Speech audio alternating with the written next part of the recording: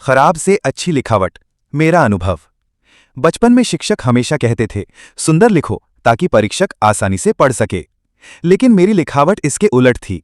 मैं जल्दी जल्दी लिखता था।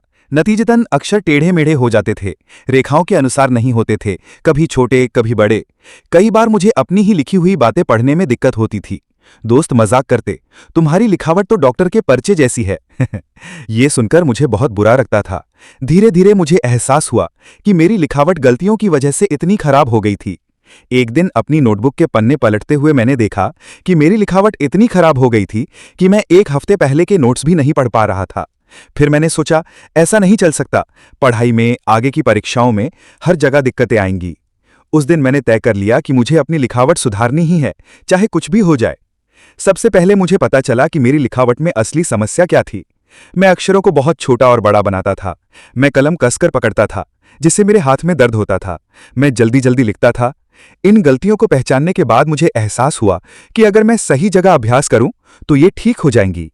अगले हफ्ते से मैं रोज एक नई नोटबुक खोलता और सिर्फ रेखाएं, वृत्त और घुमावदार रेखाएं लिखता। शुरुआत में ये बहुत उबाऊ लगता था, लेकिन धीरे धीरे मैंने अपने हाथ पर नियंत्रण पा लिया। कलम चलाना आसान लगने लगा। लेखन शैली में महारत हासिल करने के बाद मैंने छोटे अक्षर ए से जेड अलग अलग लिखना शुरू किया। मैं रोजाना 3-4 अक्षर चुनता और उन्हें एक पन्ने पर लिखता। कुछ दिनों बाद मैंने बड़े अक्षरों का अभ्यास किया। फिर मैंने देखा कि जो पहले टेढ़े मेढ़े होते थे, अब ज्यादा साफ हो गए थे। जब मेरी लिखावट बेहतर हुई तो मैंने छोटे शब्द लिखना शुरू किए, जैसे अच्छा, सबसे अच्छा, साफ सुथरा, समय। फिर मैं छोटे वाक्य लिखता, जैसे अभ्यास से निपुणता आती है या लिखना एक कला है। पहले मैं धीरे धीरे लिखता और फिर अपनी गति बढ़ा देता। मैं पहले जैसे लिखता था वैसे ही लिखता था, लेकिन अब मैंने हर अक्षर के बीच बराबर जगह रखना सीख लिया है। मैं शब्दों के बीच जगह रखता था और पंक्तियों के हिसाब से लिखता था। धीरे धीरे मेरी लिखने की आदतें बदल गईं। करीब 1 महीने के अभ्यास के बाद जब मैंने पुरानी नोटबुक खोली तो मैं हैरान रह गया। पहले और नए लेखन में फर्क साफ दिखाई दे रहा था। जो पहले समझना मुश्किल था, अब साफ और सुंदर लग रहा था। मेरे दोस्तों ने भी कहा, तुम्हारी लिखावट बहुत सुंदर हो गई है।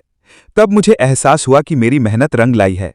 इस अनुभव ने मुझे सिखाया, भले ही आपकी लिखावट खराब हो, वो स्थायी नहीं होती। गलत आदतों से लिखावट खराब हो जाती है और सही आदतों से सुंदर। रोजाना सिर्फ 15-20 मिनट लिखने से लेखन में अद्भुत बदलाव आते हैं। आज जब मैं लिखता हूं तो मुझे याद आता है कितनी बार पहले मेरी लिखावट सिर्फ गलतियों की वजह से खराब दिखती थी, लेकिन धैर्य और नियमित अभ्यास ने मुझे बदल दिया है। इसलिए मेरा मानना है कि किसी की लिखावट कितनी भी खराब क्यों ना हो, अभ्यास से